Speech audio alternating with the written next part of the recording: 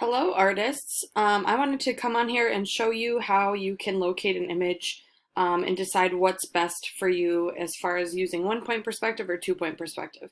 So first I wanted to show you if my significant building, for me, for my example, I'm going to pick Ramsey because I've been at Ramsey for several years now teaching and I just really love it. So I did a simple Google search and I found a picture of Ramsey that looks like this. So this would be the first way you could do it, is just to do a simple Google search, or maybe you have a photo of the place that's significant to your life. If I'm looking at this picture, I already noticed that I have some lines here. So if I try to draw on it, just so that you folks that are viewing this can see it, I already have all these great lines that are connecting to a vanishing point here.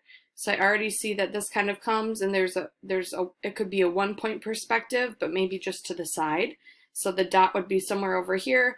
I would line up the bottom, I would line up the top, I would add all these little details to our dot over on this side if I was drawing this picture.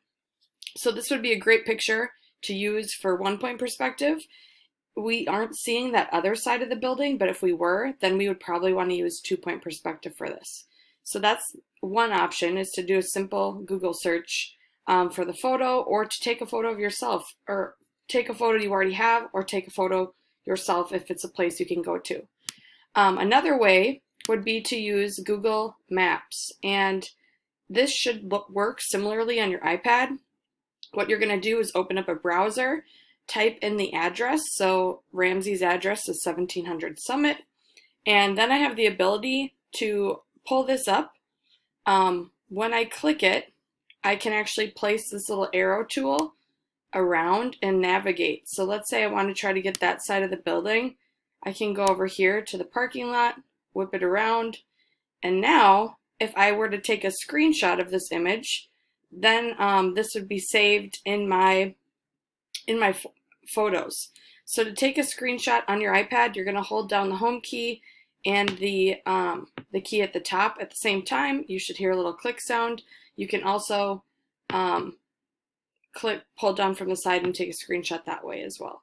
So this would be a great example for 2 point perspective, because I would have my middle line here, and then this side would go over to dot on the side over here.